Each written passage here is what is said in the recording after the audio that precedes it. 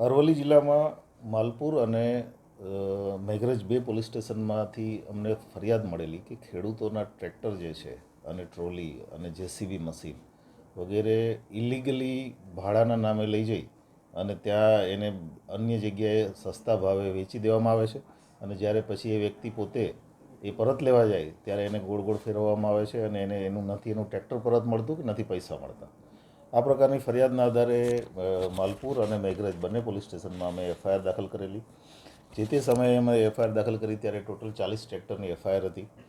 પછી એમાં એડિશન થતું ગયું અને એફઆઈઆર દાખલ કર્યા પછી બંને પોલીસ સ્ટેશનની અલગ અલગ ટીમો અને જિલ્લાની એલસીબી આ બધા કામે લાગેલા અને ત્યારબાદ જે અલગ અલગ જગ્યાએથી, કારણ કે આ મોટાભાગના જે ટ્રેક્ટર છે એ સૌરાષ્ટ્રમાં અને આજુબાજુના જિલ્લાઓમાં વેચી દેવામાં આવેલા ઓછા ભાવે.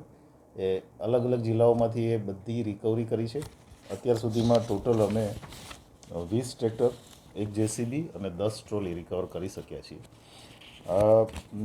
એ સાથે સાથે અમે એમાં ટોટલ 6 આરોપીઓ અત્યાર સુધીમાં અરેસ્ટ કર્યા છે. મુખ્ય આરોપી જે છે એ વિજય, જે પ્રાંતવેલ બાયડનો વતની છે, એની સાથે સહયોગમાં સુનિલ કાળાભાઈ પરમાર, પ્રવીણ મછાર, કનુ ભરવાડ કરીને જે છે એ મુખ્ય આરોપી છે. ઉપરાંત વિપુલ અને કનુભાઈ પાંડો, આટલા આરોપીઓ અત્યાર સુધીમાં અમે અરેસ્ટ કર્યા છે. આરોપીઓના 3 દિવસના રિમાન્ડ ઉપર છે. હજી આગળ એણે ટ્રેક્ટર જ્યાં જ્યાં પણ વેચ્યા છે અત્યારે પણ અમારી ટીમ અન્ય જગ્યાઓએ આ આરોપીઓ સાથે મૂવમેન્ટમાં છે અને આ રિકવરી માટે થઈને અમે પૂરેપૂરા પ્રયત્નો કરી રહ્યા છીએ. ટોટલ બંને પોલીસ સ્ટેશનમાં થઈ અને અમે લગભગ 4 કરોડની મુદ્દામાલની રિકવરી કરી છે.